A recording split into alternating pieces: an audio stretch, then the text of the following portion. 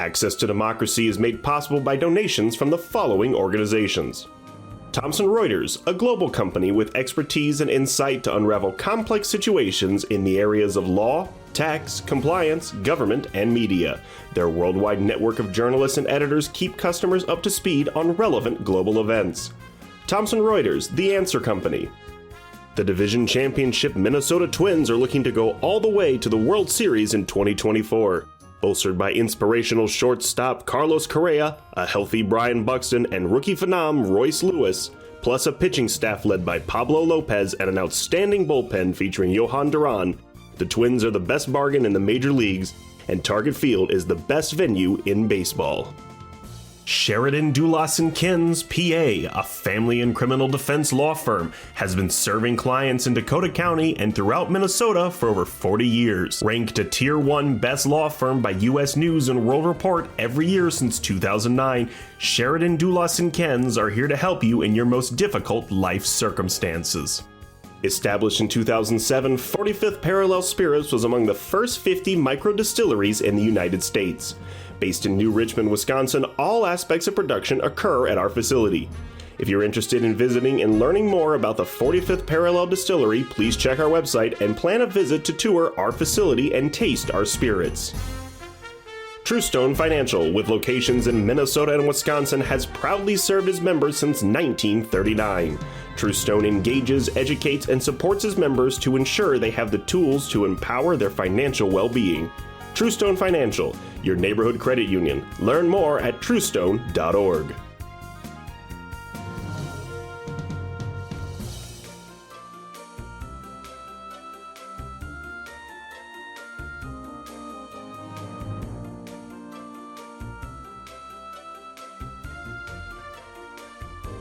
Hello and welcome back to Access to Democracy. I am Holly Jenkins, your guest host, and with me today is a guest who I'm delighted to have the opportunity to talk with.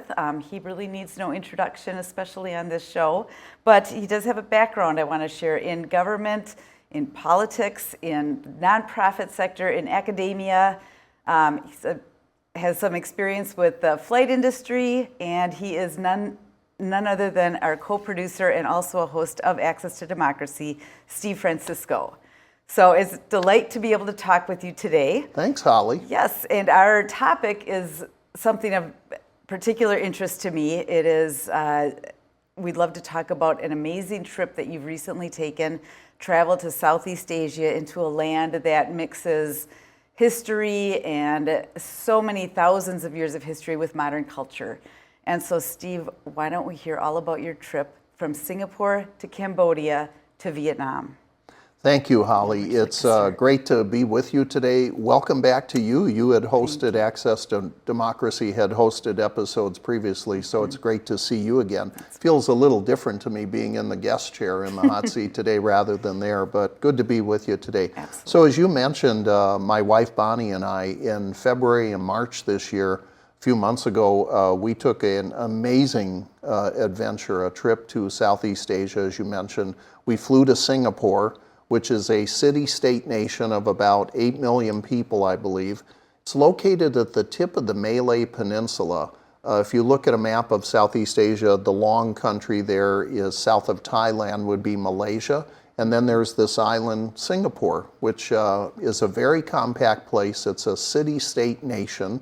Lots of high-rises, ultra-modern architecture. I have a photograph of the view from our hotel room. This is the Marina Bay Sands Hotel, which, if any of our viewers have seen the movie Crazy Rich Asians that came out a few years ago, there were a lot of scenes of this hotel, some very iconic architecture. In the next shot is a view. There is a fantastic attraction in Singapore called Gardens by the Bay, and this is called one of the super trees. They have actually a grove of them. They call it the Super Tree Grove. You can see they're not natural trees, they're man-made trees, and they actually collect energy from the sun and help produce electricity. That is very interesting. I was not aware of that. And I was curious, though, what brought you to Singapore? The rest of your trip is a little bit farther north. And right. I'm wondering what was the draw to Singapore? Well, the official part of the trip was with the University of Minnesota Alumni Association. That began in Cambodia and covered Cambodia and Vietnam. But my wife and I decided to go to Singapore again. We were there in 2019, and we enjoyed it so much, we said if we ever get back to this part of the world, we have to go back for another visit. So that's why we went to Singapore. Okay. And I know that Singapore, as you mentioned, is a very compact, small country. Right. It is an independent country just on the southern tip, as you said, of Malaysia. That's right. It correct? used to be a British colony way back. A gentleman named Sir Stamford Raffles had settled there in, I believe it was the 1820s. And today there's a very famous hotel called the Raffles Hotel that's been around over 100 years. A lot of famous people have stayed there. But he was the one who set up the British colony in Singapore. And Singapore's geography, it's a really interesting place because it's a blend of cultures. It's a blend of Chinese, Malay, Indian, India's not far away across the Indian Ocean, and also Arabic culture. So those four ethnic or cultural groups are predominant in Singapore. Almost a little melting pot in its own way. It is, and it's really at a crossroads of global trade in the shipping lanes between Asia and the Middle East and Europe. Wonderful. It looks the pictures I've viewed of Singapore look gorgeous, and yours as well. So, and it's very hot. You're about 1 degree above the equator, so the temperatures were in the upper 80s. Very warm place, but a very safe, ultra-modern city. Right. Beautiful country and beautiful people there. And it does sound warm, and I understand that it's warm year-round, so you can't That's go true. during the cool season. That's true. There really isn't one. We could talk, of course, all day about Singapore, but we also have to cover some Cambodia visits. Yeah. So from Singapore, how easy is it to travel outside of Singapore to, did you have to fly? Very easy. The Changi Airport in Singapore is consistently ranked top airport in the world. It's a wonderful facility, of course, home to Singapore Airlines. All the major carriers from all over the world fly in there. We flew a regional flight with Singapore Airlines, about a 2-hour flight from Singapore up to a place called Siem Reap, which is in the middle of Cambodia, and it's the entryway to the Angkor Wat and Angkor Thom and the temples of Cambodia. So we flew up there. I believe it was on February 21st for 3 days in Cambodia. And this was the start of your This is the start of the pre-tour trip with the Alumni So you met your Association. group here, and okay, so let's hear about Cambodia and in particular the 2 stops that you mentioned. Right. So in Siem Reap, the first day that we were there, we relaxed at the hotel, kind of get used to the climate in Cambodia. But on the second day of the trip, we went to a place called Angkor Thom. There are a number of temples around this region outside of Siem Reap. The one that most people have heard of is Angkor Wat. Actually, there are dozens of temples in the surrounding area. The next photo I have here, you'll see some very interesting sculptures. These sculptures appear on a bridge that connects from across a moat that surrounds a place called Angkor Thom. And in the next shot, you'll see a photograph. You may be able to make out the face of the Buddha in this photograph at Angkor Thom. And they believe that this area of Cambodia, that we're talking, back in the 11th century when these were built, they believe that Siem Reap and Angkor Wat in that area was home to a population of about 1 million people at that time. And it was connected by a series of interconnected waterways which were vital to being able to sustain agriculture and farming and such. So really remarkable place. The area covers, the Angkor Wat area covers distance greater than the city of London in England, or the London metropolitan area. So it's actually a very large area. And if it had a population of around 1 million people in the 11th century, that would have made it one of the biggest cities in the world at that time. Yeah, that's hard to believe that such an ancient city had that many people. That's you don't right. you don't connect to ancient times with such a large population, but that must have been a travel way through water because we didn't have cars then. That's so right. You needed the water to get And around. you needed water for fishing and obviously for drinking. And So the images that you shared, those are religious centers, government centers? What would that be? Yeah, the considered? temples were religious, and it's very interesting. I was not aware of this before. I think most people, when they think of this part of Asia, they tend to think about Buddhism being the predominant religion, which it is, but it was also influenced by Hinduism from India. Both Buddhism and Hinduism came from India to this part of the world, to Cambodia, what is today Cambodia, Laos, and also to Vietnam. That there was, we'll see later, that there was Indian Hindu influence as far east as Vietnam. Okay. So, did you see the same kind of cultural diversity that you saw in Singapore, or was Cambodia a little bit more? It's a little more, there are fewer ethnic groups, I think. The people who live in Cambodia are known as the Khmer people. People may have heard this term, the Khmer, Khmer, which refers to the people of Cambodia. That's their ancient name. In more recent modern times, people may have heard of the Khmer Rouge, which was a communist political group in the mid-1970s that carried out a terrible genocide in Cambodia that resulted in the massacre of about 20% of Cambodia's population. And they're still living with the after effects of that to this day. So they might not be quite as modernized as you saw in Singapore. They weren't, They're still definitely not. Have a ways to go for that. Cambodia is most definitely a developing country. The people are wonderful everywhere we went on this trip. Kind, gentle, very proud of their history and to tell you about their history.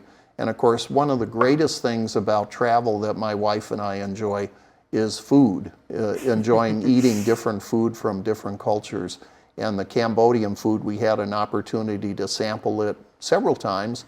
And the food is not too dissimilar from food that you would find in Thailand or in Vietnam or in Laos. Wonderful. And you said that it was very welcoming in both of these countries so far.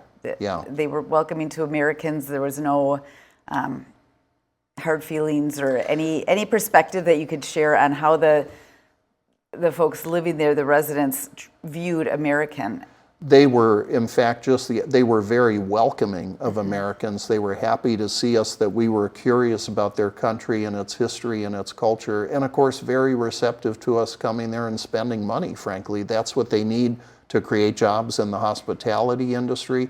They're encouraging ecotourism to try to protect their natural resources. Really important. Although everyone is very aware of the history, it's interesting that when we were in Vietnam, Americans talk about the Vietnam War. They don't call it that in Vietnam. They refer to it as the American War or the War of American Aggression. So, that just reflects their perception of what was happening. Their view, which we heard several times, was they were in the middle of a civil war and the U.S. became involved in that. Yeah, and we'll move on to Vietnam. I think it's so important for people to hear how welcoming these different cultures are, because it can be somewhat intimidating to travel over to someplace that's so essentially foreign to what we are used to, but knowing that you're going to be there with a welcome mat is really important and helps people feel a little bit more comfortable traveling there. I should say too, Holly, our tour was very well organized. It was organized by a travel agency out of Chicago, which sent guides with us and had expert guides on the ground too. So every step of the way, there were no issues with language. The tour guides obviously spoke English, thank goodness, because I don't speak Khmer or Vietnamese. We learned some basics, but I wanted to show a couple of more pictures before we leave Cambodia for Vietnam. Absolutely. The next photograph is an example of the sculptures that adorn some of the temples, these intricate carvings that date back, as I said earlier, to the 11th, even 10th century. And it's remarkable when you think that these sculptures on the sides of the temples and the interior of the temples are still as vivid as they are today, considering that they were sculpted that long ago. Yeah, that's incredible. That those formations have stayed through history, through the weather, through everything. Right. That's gorgeous. Our next photograph, our viewers may recognize. This is an incredible picture, and people who've been to Angkor Thom is the name of this temple. And it's actually showing tree roots that over the centuries since this temple was built, that the tree roots have basically grown over the building. This location was the site of the filming of the movie Lara Croft Tomb Raider, starring the actress Angelina Jolie, that came out, I think it was in the 1990s. So some of the people on our tour recognized it. Oh, but just the architecture, of that temple there with the tree roots, and then a couple more shots, the interior of the temple walking through and the exterior. Really an amazing Absolutely place. gorgeous. The last place we visited, we did go, as I mentioned, a photograph here of Angkor Wat, which is the most famous of the temples. And Angkor Wat simply means city temple, if you were to translate that. We spent the better part of a day going throughout every section of Angkor Wat, and it was quite the workout too. Some of the climbs up the steps were pretty steep. Okay, so you want to be in pretty good fit shape to Reasonably travel good to shape. some of these places. I'll tell you this little anecdote. One day I was thinking of not climbing up the steps, this one spot in Angkor Wat, and one of the people on our tour who became a friend of ours, she was from New York, 80 years old, and she said, let's get up to the top of Angkor Wat. When I saw her take off up the steps, I thought there's no excuse for me not going up there the with her. challenge So was set. Bonnie and I followed her You up. accepted the challenge and you did not regret it. No, not and at all. how that had to have been an incredible feeling to be walking on the same steps that people walked on thousands and thousands of years ago. I think when you get into these ancient historic places, it's such a surreal feeling to realize how many people and how many years. It's just, it's hard to comprehend that, that feeling that you have in a place like that. And there are a lot of visitors. I should say this too, that to give you a sense, there are of course a lot of Americans visiting Cambodia and Vietnam, but also a large number of people from South Korea, particularly in Vietnam. They really enjoy visiting, people from Japan, and of course Western Europeans as well. Well, let's move on to Vietnam if you're ready, because I think you spent a fair amount of your trip there. We did. We spent most of it there. It was a quick flight, about a 1-hour flight from Siem Reap to Ho Chi Minh City, which is also known as Saigon. They still refer to the central part of the city as Saigon.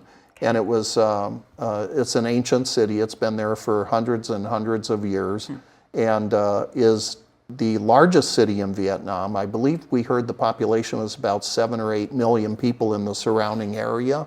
The whole country of Vietnam is about 100 million. Okay. And we met a really remarkable person in Vietnam.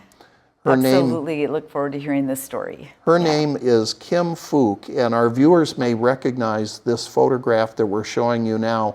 This was a photograph, the girl in the middle there, her village was bombed during the Vietnam War. She was 9 years old in 1972 when the South Vietnamese Air Force carried out a napalm attack against her village. It burned her clothing off and her skin. She underwent 18 operations.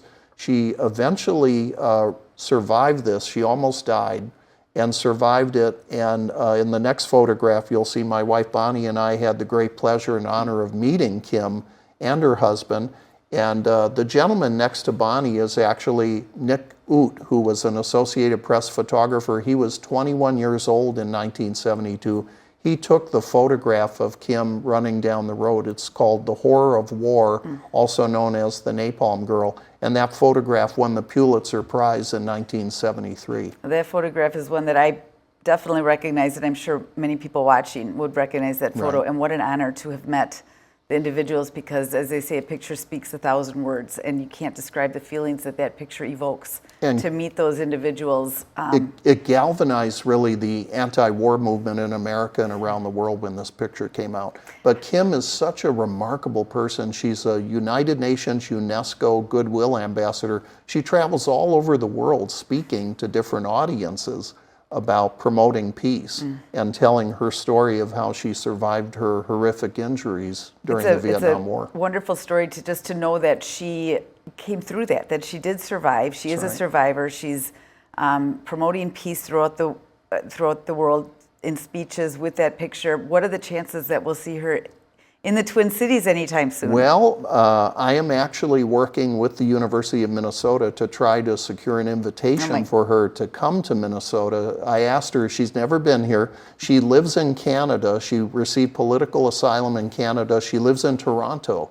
And when Bonnie and I met her, I told her, I said, Kim, we're only an hour and a half flight from Toronto. So hoping that the U of M will sponsor an engagement for her to come here and speak next year in 2025, which will be the 50th anniversary of the end of U.S. involvement in the war. Boy, that would be an amazing speech to speaker to have to bring to the Twin. Well, good luck to you, and if you need some calls into the U, let us know, and we can spread the word.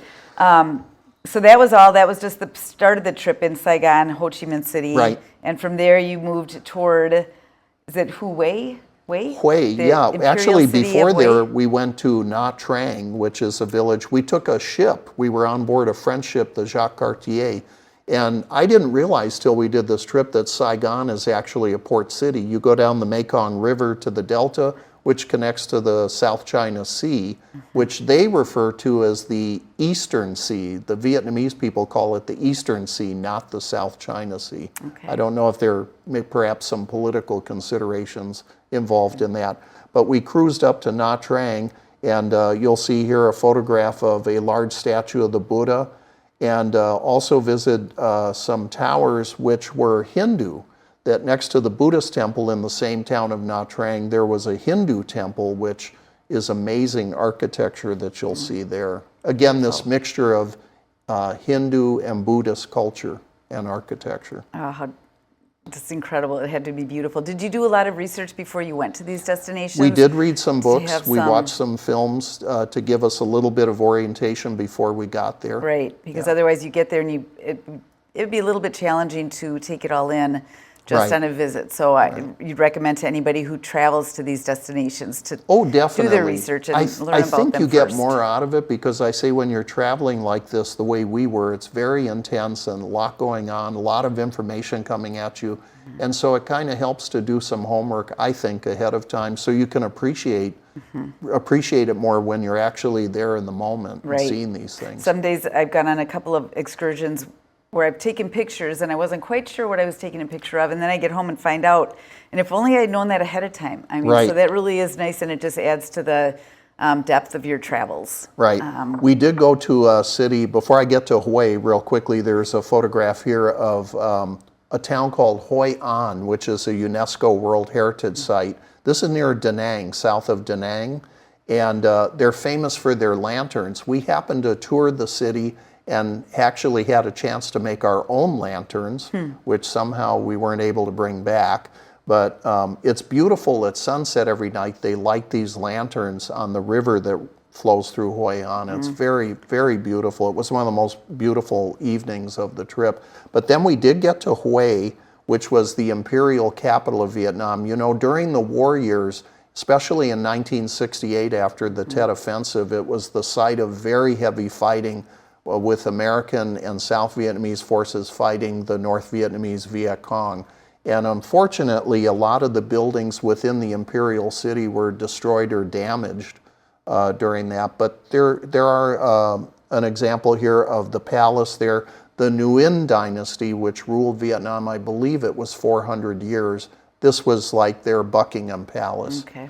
Here's a photograph of a beautiful young woman dressed in traditional Vietnamese dress standing there. We noticed this throughout our trip that at some of the historic sites that people were posing and they wanted to be photographed. Okay. Did they want you to pay them then? No, they didn't so ask that for sort of thing- payment, and you know they just admired people visiting and touring and posing Yeah. for the photographs. So we're not done talking about Vietnam, but I did want to ask a couple things related to this. So much of your trip is seeped in history and thousands of years of history, but it's also modernized. Did you get a sense that the younger generation is respectful of that heritage? Are they trying to change? Are they are they trying to maintain the culture Right. that these places? Our sense was that the people of Vietnam and Cambodia very proud of their history. They've been through a lot. Vietnam, you know, because of where they are in the world, actually both Vietnam and Cambodia, they're not that far from China. Vietnam borders China. They have a northern border with China. And it's hard to overstate the influence that China has had on Vietnam. They fought many, many wars over the centuries against each other. China has invaded Vietnam many times. But throughout it all, even from the west, Thailand had invaded Cambodia and Vietnam at different times throughout the years. But what really struck us in Vietnam was how they have clung to their culture despite these centuries of warfare. And then, of course, you had the colonial period. The first European power to colonize Southeast Asia were the French. They came in the 1850s, and they were in Vietnam for about 100 years until a battle called the Battle of Dien Bien Phu in Vietnam in 1954, when the Vietnamese nationalists led by Ho Chi Minh defeated the French forces, and the French basically left. Wow, you But they're definitely- very proud of their culture and history. I'm really glad to hear that, because we can't lose that. Again, Yeah. it's just something that it brings so much depth to a visitor to go to see these cultural places and to learn the history and to see that they are still respecting and honoring these Right. thousands of year old traditions is really nice to hear. One observation I would make is that Vietnam is a young country, that the median population, most of the people in Vietnam, we read like 65, 66% of the population were not alive at the time of the war, the Vietnam War, as we call it. Okay. And so they don't have memories of that. The country is officially, politically, the Communist Party of Vietnam runs politics. But they have freedom of religion as long as religion doesn't interfere with politics.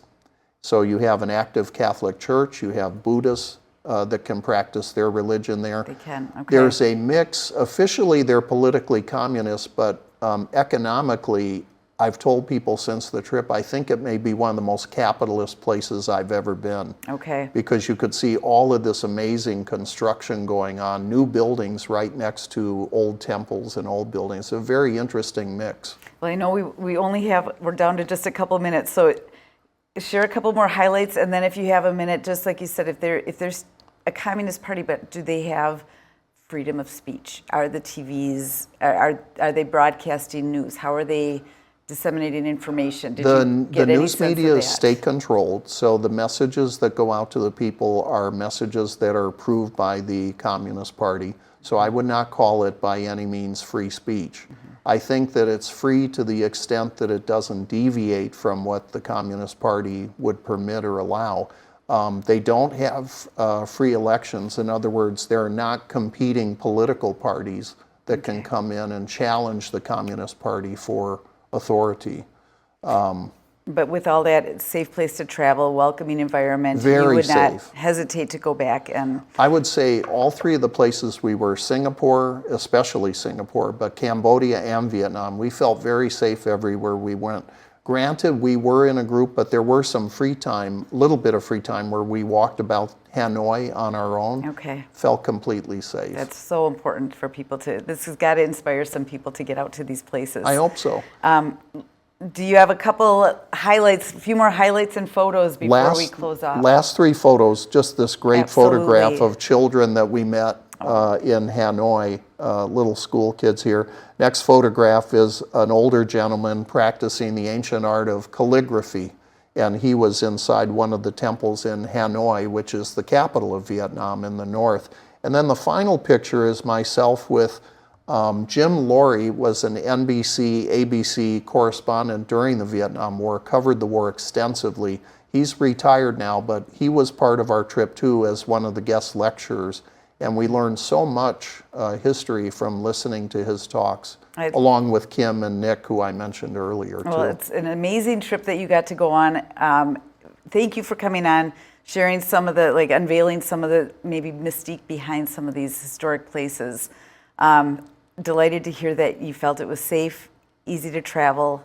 Hopefully we'll encourage some other people to look into some travels to Southeast Asia and other places. That's a great idea. It's so important. Thank you so much for being here. Thank you for watching Access to Democracy, and we will see you next time.